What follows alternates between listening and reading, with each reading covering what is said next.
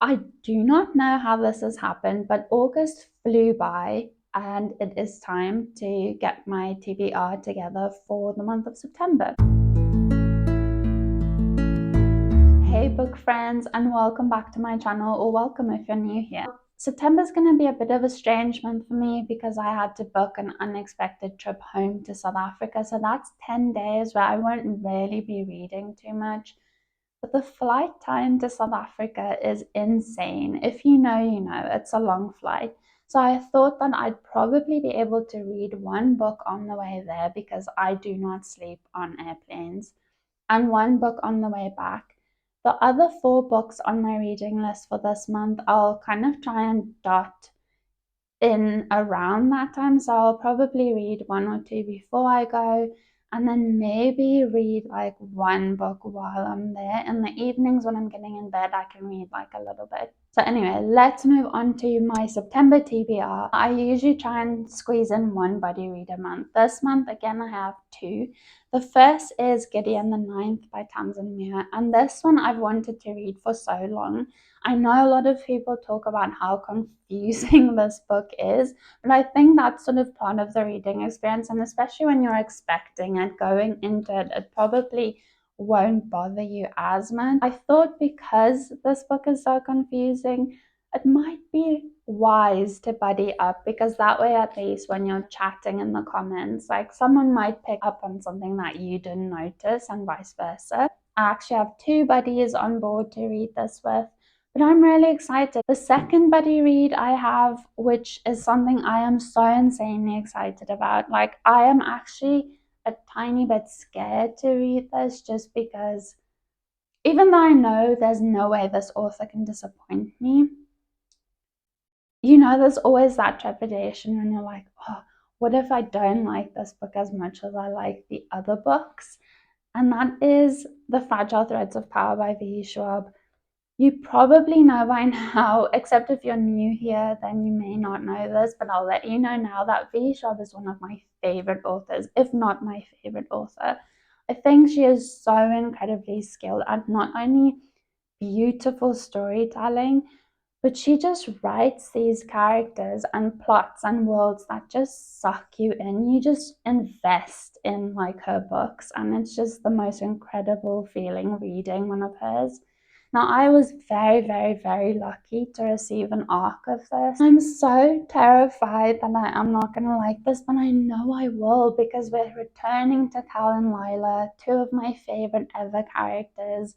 We are adventuring with Alucard, the privateer. Although he might not be a privateer in this, I'm not too sure. Even just returning to these 4 Londons, everything about this just screams me and a book that I will love. And so I am stupidly excited to read this. And I am reading this with someone who appreciates Schwab just as much. So I'm very excited for us to just gush about this. The other thing I always try and cover is to at least read one Greek retelling or Greek myth inspired or ancient Greek text, which I haven't done yet. And Homer is waiting for me, but I cannot read it yet. I don't feel ready. So I am reading this month Threads That Bind by Kika Hatzopoulou, and I'm so excited for this because this isn't strictly retelling.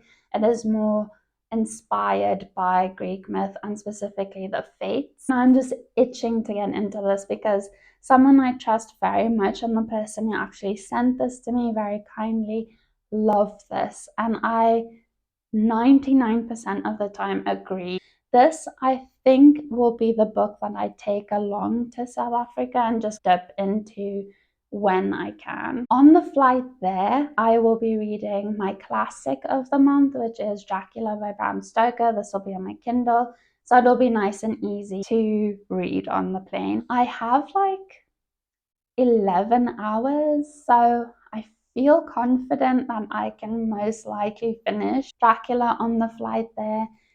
If you haven't seen my classic sort of project or read along, then you can click the link up there. This is basically just a 12-month reading list, reading one classic a month.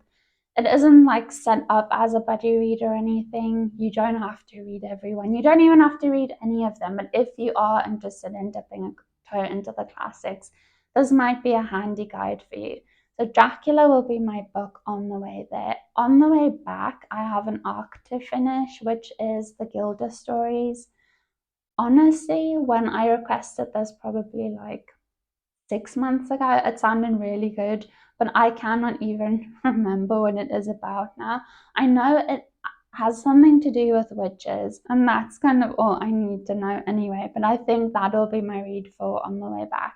The final book I've added to my reading list is Gild by Raven Kennedy. I think this is a really well-known book, but this one will be my wordathon pick because the theme for September is opulence, and nothing to me says opulent more than gold. This is a King Midas retelling. If I manage to read anything else, that'll be bonus. And like I said, I will be taking my Kindle along to South Africa, so I can always add a book or two onto my reading. But for now, 6 is ambitious even for only having like 20 days, or actually less, like 18 days or 17 days to read. I'm not going to sign myself up for any more than that. That's plenty, and I think it's a good selection of books as well. If you've read any, please let me know what you thought of them. If you've stuck with me, thank you as always for your time and for watching and supporting this channel. If you wouldn't mind supporting it even more by subscribing if you haven't done so yet, and also giving it a thumbs up, that'll be lovely. I will see you again soon. Happy reading.